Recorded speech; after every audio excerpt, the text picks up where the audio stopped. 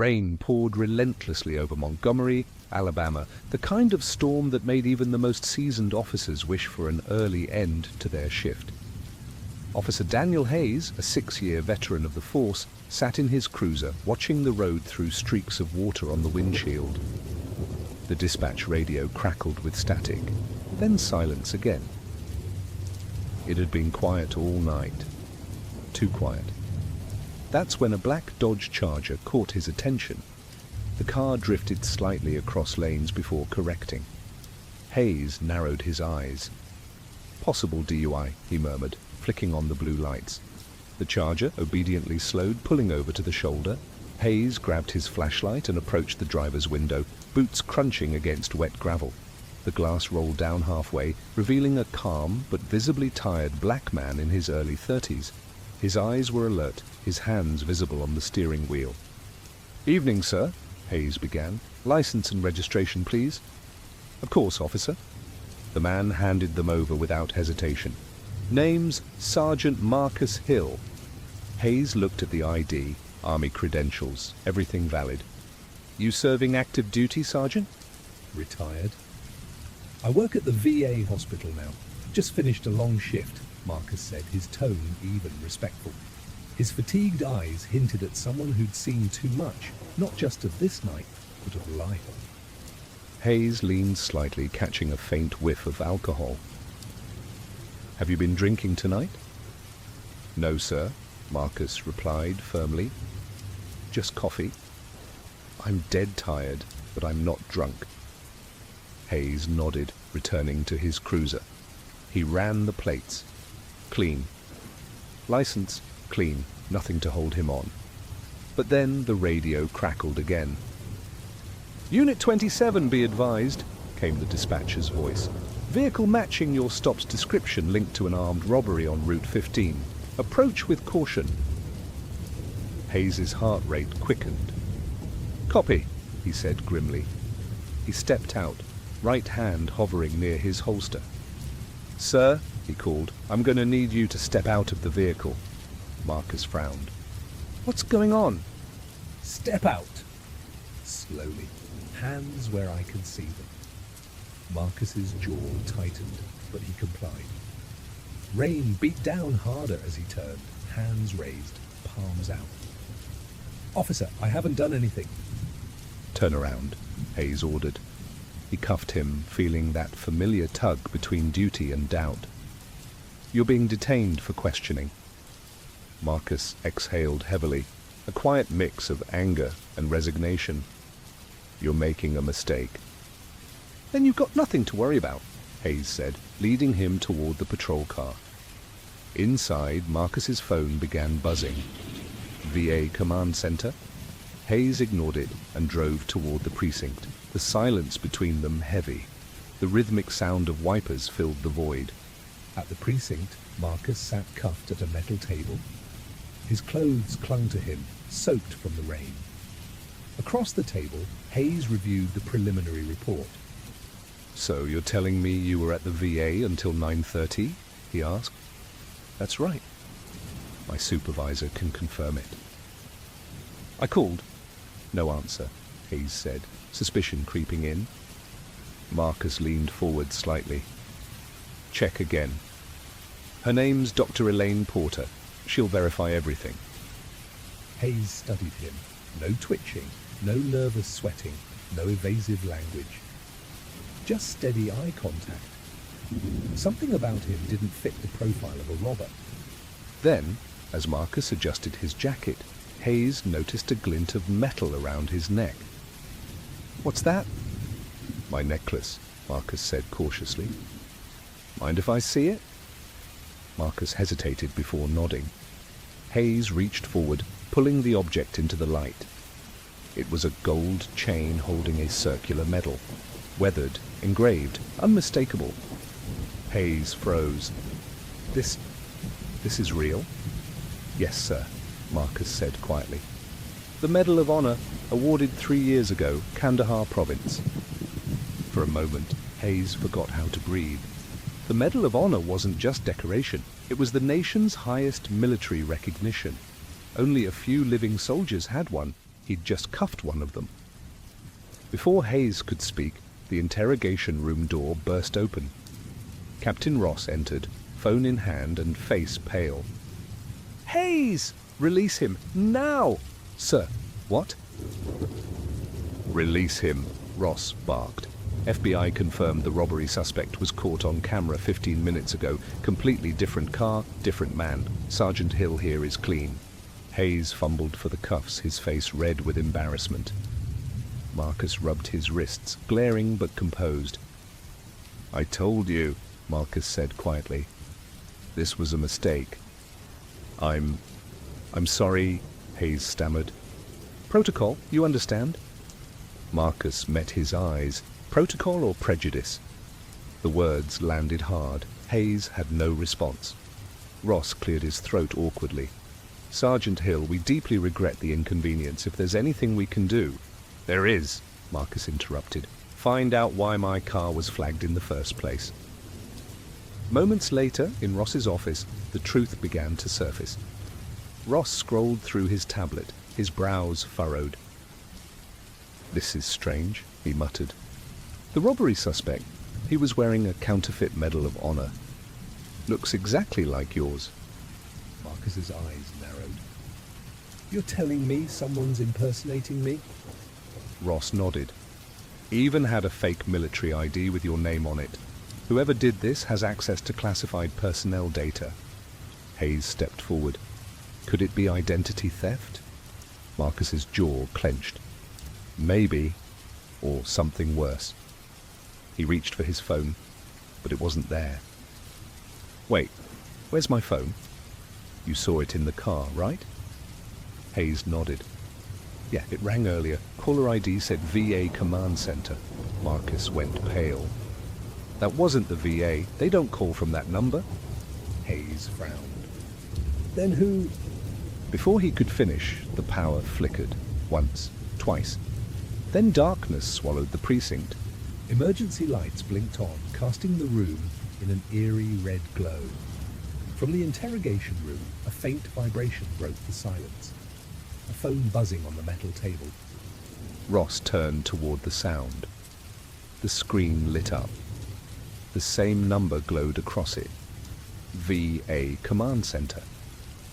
Marcus took a slow, uneasy step closer. "Don't answer it," he whispered. But Hayes picked it up, pressing the speaker button. Static filled the air, then a distorted voice. "Sergeant Hill, you should have stayed quiet." The line went dead. Marcus's blood ran cold. "That voice, I know it," he said, eyes darting toward the door. "That's not random." "Someone from my old unit?" Ross exhaled sharply. "We'll need to get federal intelligence involved." But Marcus shook his head. "No, whoever's behind this, they already knew where I was tonight. They planted the car description. They wanted me in custody." Hayes frowned. "Why? What could they gain from that?" Marcus turned slowly toward him. "Access. If I'm detained, my home and digital records become part of the investigation. Someone could use that window to wipe something clean, or plant something worse." The room fell silent again. Outside, the rain intensified, hammering against the windows like gunfire. Ross reached for his phone, but before he could dial, another call came through, this time from Homeland Security. He hesitated before answering. "Captain Ross," he said, voice tense. "Yes, he's here with us." "What? Are you sure?" He froze. "Understood?" He hung up, looking at them grimly. "That was Homeland," Ross said. "They just found the real suspect dead. Execution style, no fingerprints, and you won't believe this." Marcus tensed. "What?" Ross's eyes met his. The suspect's fingerprints were wiped clean, except for one. Yours. The silence that followed was suffocating. Hayes's pulse thudded in his ears. Marcus stood completely still, his expression unreadable. Finally, he said, "Then it's already begun." The lights flickered again and went out completely. From somewhere in the dark hallway, a door creaked open. The lights flickered, then returned, faint, humming with low power. The precinct now glowed dimly under emergency backup, the air tense with unspoken fear. Officer Hayes steadied his breathing. Across the room, Sergeant Marcus Hill stood motionless, his jaw tight, eyes locked on the door that had creaked open seconds before. Captain Ross drew his sidearm. "Nobody move," he whispered. "Stay behind me." But Marcus stepped forward instead, ignoring the captain's order. "If someone wanted me arrested," he said, voice low and sharp, "then this blackout isn't an accident. It's cover." Hayes followed, every nerve in his body screaming that this was wrong. All of it. They moved toward the hallway. The corridor beyond was dim and empty, papers scattered across the floor from the power surge. A draft of cold, damp air crept in through an open door at the far end. The evidence room. Ross motioned for them to stop. That room's supposed to be locked at all times. Marcus's gaze hardened. They're after something in there. Without waiting, he pushed the door open. The room was in disarray. Cabinets hung open, files strewn about. But one locker, labelled Case 117B, had been forced open. Ross cursed under his breath. "That's the robbery evidence file." Hayes blinked.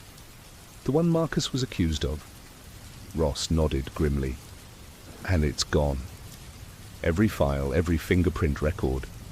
Wiped." Marcus exhaled slowly. "They framed me for a crime that never really mattered.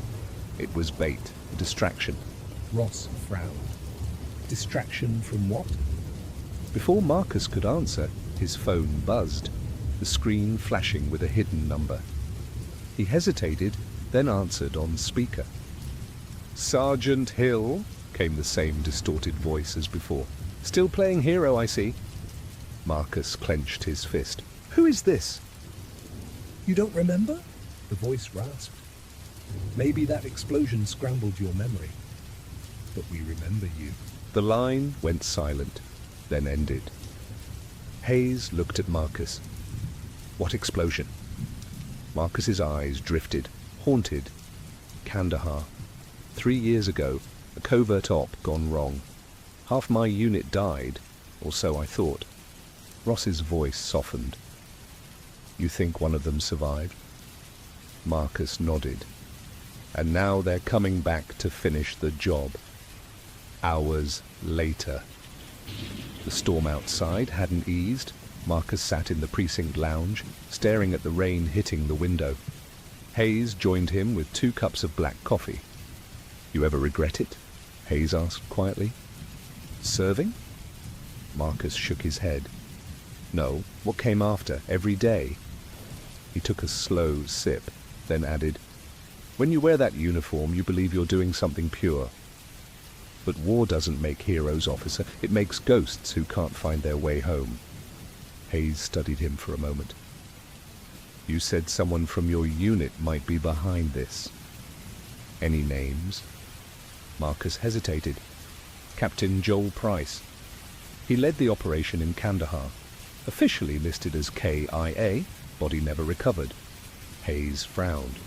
"You think he faked his death?" Marcus looked up, eyes cold. "No, someone helped him disappear." Just then, the precinct door slammed open. A drenched officer rushed in, breathless. "Captain Ross, we've got a problem. The federal servers went down. Someone accessed the Department of Veterans Affairs database. Personnel files, medals, deployment logs, all wiped." Marcus stood immediately.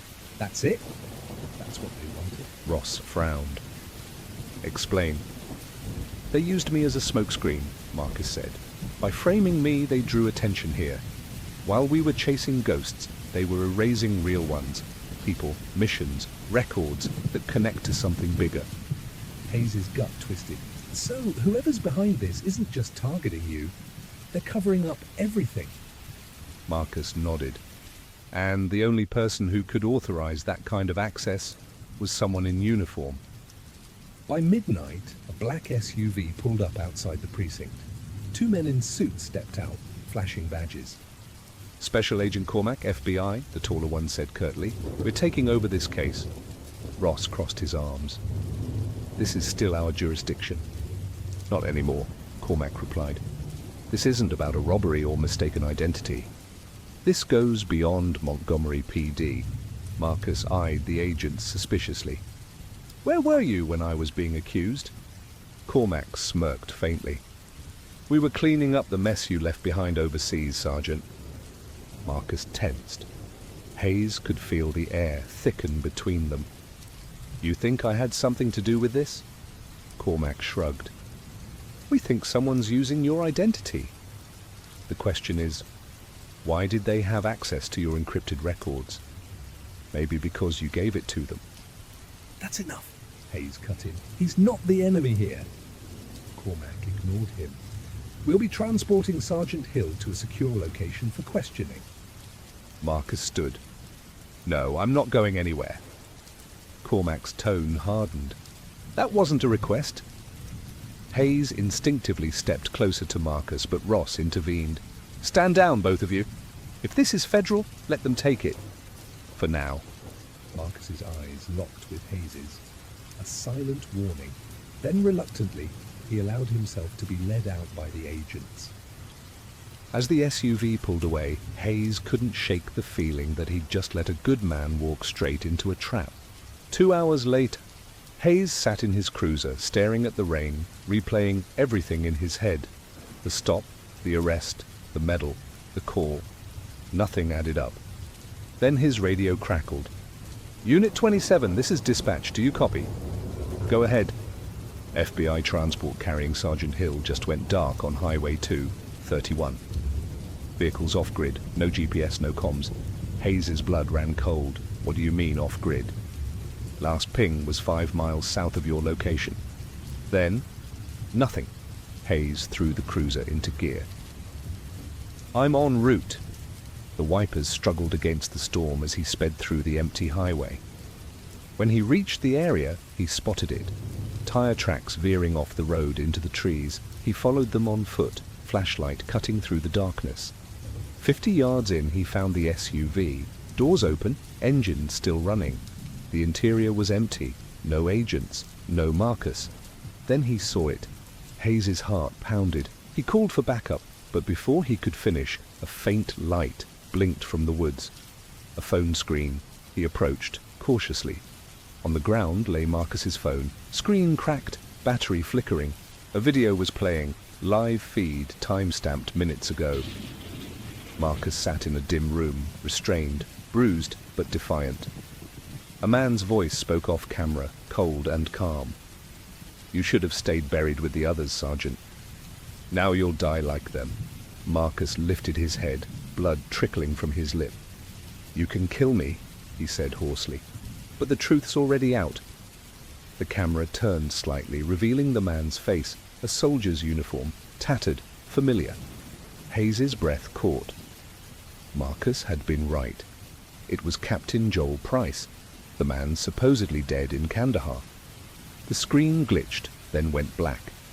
Hayes stood there in the rain, gripping the phone so tightly his knuckles whitened. Then in the darkness, something rustled behind him, the click of a hammer being pulled back. A voice whispered, low and chilling, "Officer Hayes, drop the phone." He froze. The rain fell harder, drowning out everything except the sound of his heartbeat. Hayes slowly raised his hands. Behind him, a shadow stepped forward, wearing a military uniform without insignia. The same voice added, almost with pity, "You shouldn't have gone looking for him." A gunshot echoed through the forest. Then, silence. What did you think about this story? Share your thoughts in the comments below.